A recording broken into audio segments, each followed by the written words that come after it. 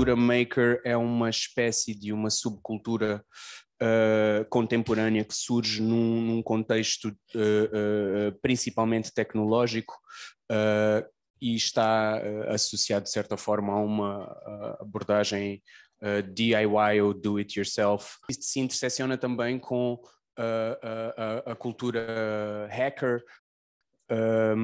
e revela de certa forma essa capacidade de pronto, associativa e de nos servirmos de certos meios ou recursos para resolvermos problemas. Há também uma associação muito grande com a cultura open source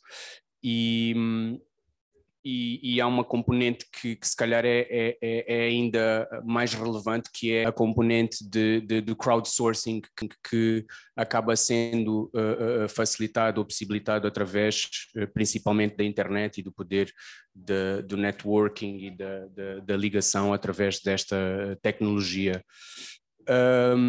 Pronto, isto permitiu ao longo do tempo que se criasse uma comunidade muito grande. E através desse movimento acabaram-se criando muitos submovimentos, entre eles o tão conhecido Fab Lab, que é uma iniciativa que está em todo o mundo e que basicamente aplica estes conhecimentos, esta ideologia, se assim eu posso chamar.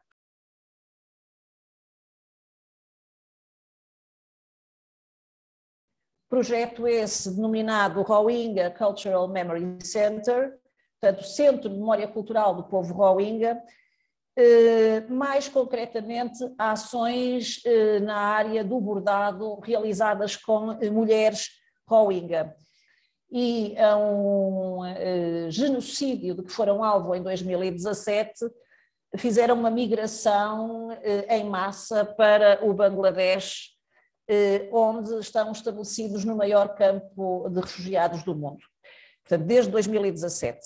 E, portanto, neste campo de refugiados foi desenvolvido, então, este projeto, o Centro de Memória Cultural do Povo Rohingya, e o desafio que me foi colocado foi partilhar aqui convosco algumas das ações desse projeto na área do bordado com as mulheres Rohingya. Estas mulheres são convocadas a partir desta capacidade, desta habilidade, deste trabalho artesanal capazes de fazer, para projetos mais desafiantes, projetos que as convocam para a autorrepresentação, a autoexpressão, e projetos que inclusivamente lhes permitiram ter algum sustento, ou seja, levar algum dinheiro para casa e, na maior parte das vezes, serem as únicas agentes de ter este income no seio da família.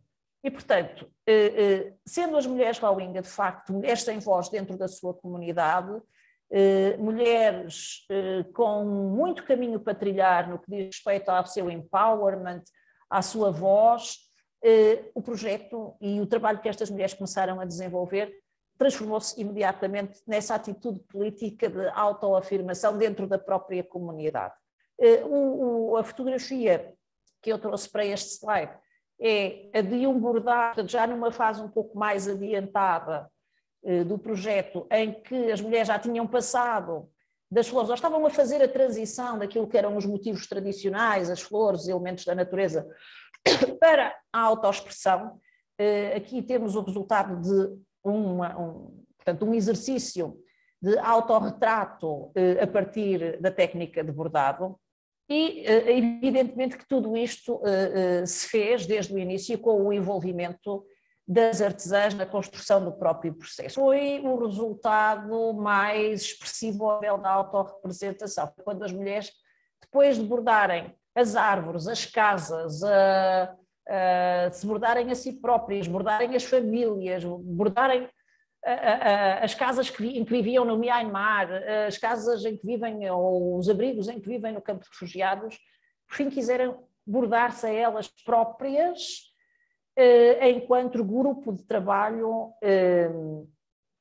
no campo de refugiados. E, portanto, este projeto, só um momento, este projeto foi, digamos, o projeto estrela proposto por elas próprias e que teve este resultado que vocês estão a ver. Nesta morada, portanto, todo o trabalho desenvolvido no âmbito do projeto do Rohingya Cultural Memory Center encontra-se online, ou vertido tanto quanto possível para uma vida digital. Há aqui, portanto, o separador dos tesouros, não é?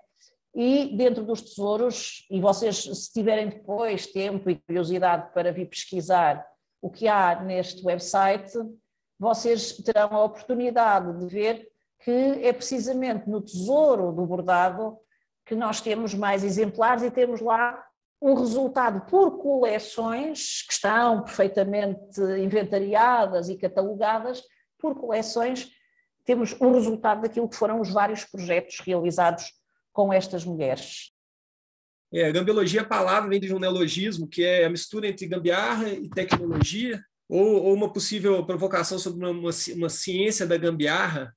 E a gambiarra, para quem não sabe o que é o que em Portugal eu acho que se chama de desenrascanço, mas é esse tipo de adaptação, de improvisação feito com materiais alternativos, né? São as soluções ali improvisadas e feitas meio que imediatamente para resolver problemas que a gente tem no nosso dia a dia. E a gambiologia se inspira nisso, nesse tipo de estética, para pensar o contexto da arte eletrônica, da educação, tudo isso relacionado a uma ideia de reuso de materiais, né, tentando fazer um link aí entre a arte, a questão da sustentabilidade, que é o termo que eu também usarei a partir de agora, perfeito, que a Luz nos trouxe, e a tecnologia, no fim das contas, né? A gente sabe que a tecnologia é uma indústria muito nociva ao meio ambiente, até que se prove o contrário. E eu acho que esse link que a gambiologia traz da tecnologia com a arte de uma maneira peculiar e que aponta em direção a essa ideia de sustentabilidade acaba tornando o projeto, de uma certa maneira, específico. Trazendo aí duas possíveis definições de gambiarra e tecnologia, é muito interessante porque elas são muito parecidas. Eu só me dei conta disso algum tempo depois que o gambiologia já existia, alguns anos depois. Foi que eu fui buscar sinônimos de gambiarra e tecnologia, se não me engano até na Wikipedia, e eu observei que eles eram muito parecidos. Ambos falam sobre formas, né, sobre técnicas, sobre forma de lidar com materiais, com artefatos, com objetos, visando a solução de problemas a partir desses recursos materiais, com o objetivo de solucionar necessidades. E o que difere as duas definições é muito interessante, que é o que está em vermelho aí. É uma atitude de diferenciação, de improvisação, de ajuste, de customização em relação ao uso desses artefatos. Que a gente só tem na ideia de gambiarra.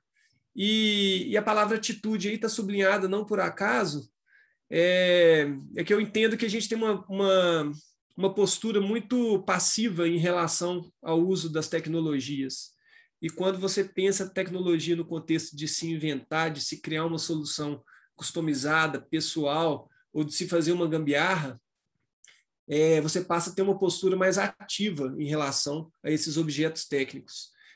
O projeto funciona nessas três frentes de invenção, né? Então, de criação de objeto de arte, de design, propondo essas colaborações. A gente é uma produtora cultural, registrada como uma empresa mesmo, então organizamos exposições, temos uma revista de gambiologia, temos interlocução institucional com empresas, com fundações, fazendo consultorias, etc. E na área de educação, que acabou ficando bem forte também, principalmente a partir de 2010. A gente foi meio pioneiro nessas metodologias mãos na massa de educação, de se pensar no que hoje em dia se chama de maker, ou se chama de robótica, mas acabamos sendo praticamente os primeiros no Brasil a experimentar com esse tipo de didática. Essa é uma peça dessa campanha original que foi feita em 2008. Eu até brinco que é um iPhone de gerações dos primórdios da humanidade. Então, é um gadget, né, que carrega todas as funções de um smartphone, mas tudo feito com objetos reutilizados, analógicos, e cujo funcionamento faz menos diferença. Essa foi a capa do catálogo que foi feito na época. Então, a gente tinha um capacete, um óculos, um cinto de utilidades, uma mochila, enfim, todo esse... É uma coisa meio apocalíptica, de uma certa maneira, mas pensando já a tecnologia nesse contexto da precariedade, né, da reinvenção e questionando o seu próprio funcionamento, de uma certa maneira. E aí, as ações do coletivo, a gente começou a criar design a partir de peças reutilizadas, de mercado das pulgas, luminárias. Esse é um projeto de uma lanterninha, que é uma oficina que a gente já rodou mais de 50 vezes, provavelmente.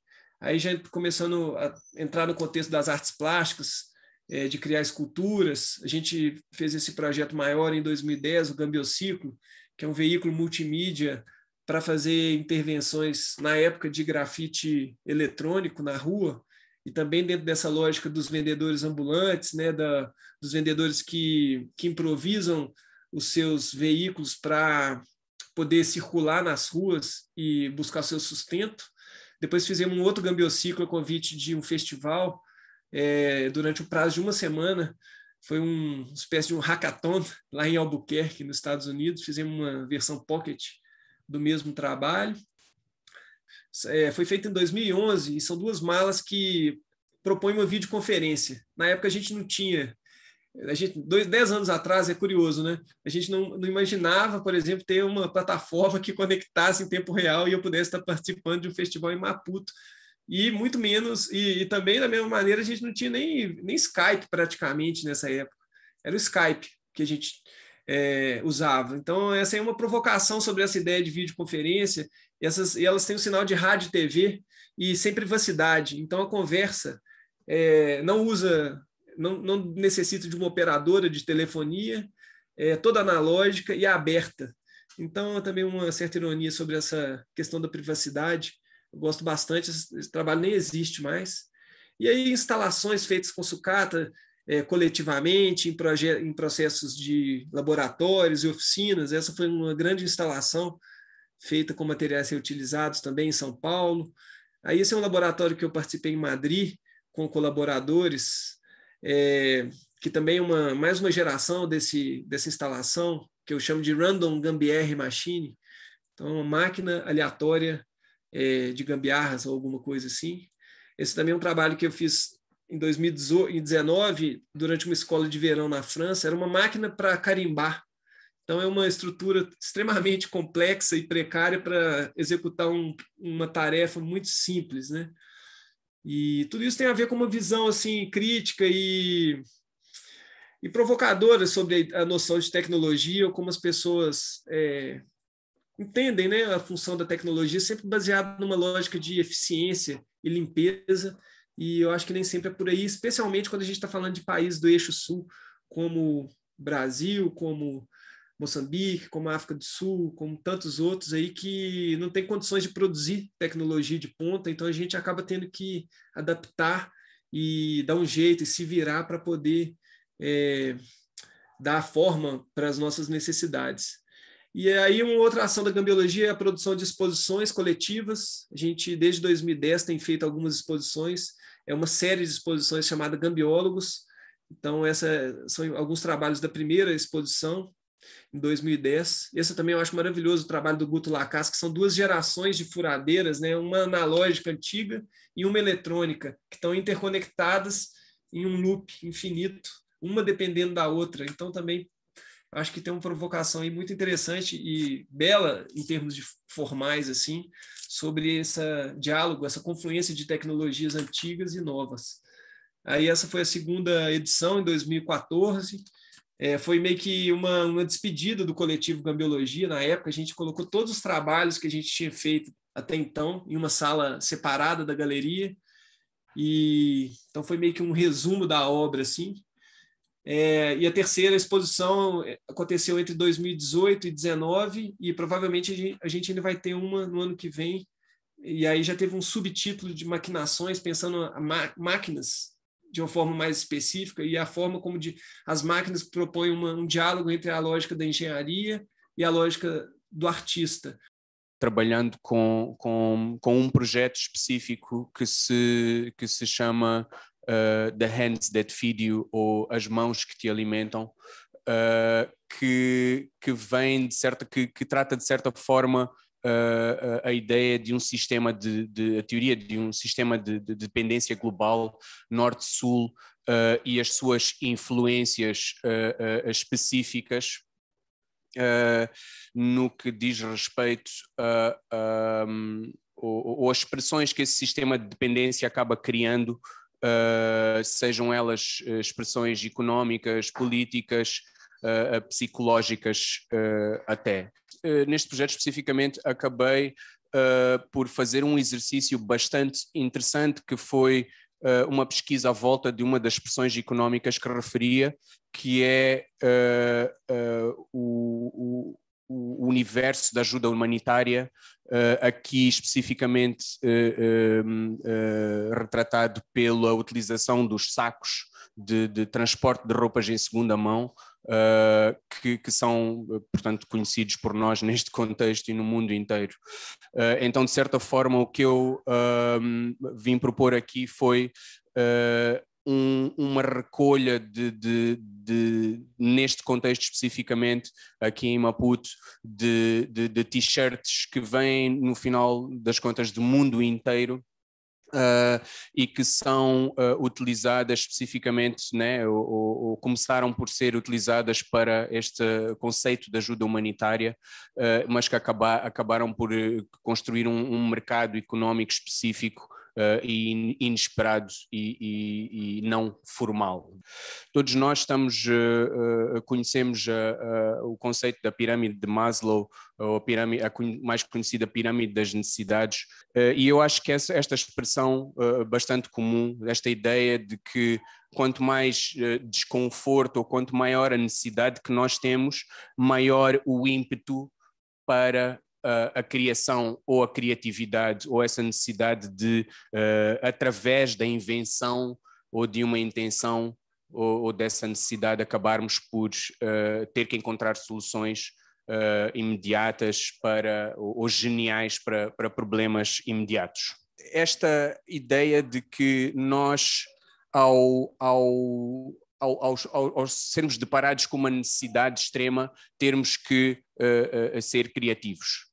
E isto vai muito em oposição àquilo que eu às vezes chamo esta ideia da cultura de templates, ou cultura de matrizes, que acaba estando omnipresente. Estamos todos à procura da otimização e dessa progressão ou dessa ideia de desenvolvimento, e acabamos nos esquecendo do valor do não formal e do inesperado. Através de templates de otimização, acabamos todos por seguir o padrão, e deixamos de estar abertos ao mundo do inesperado.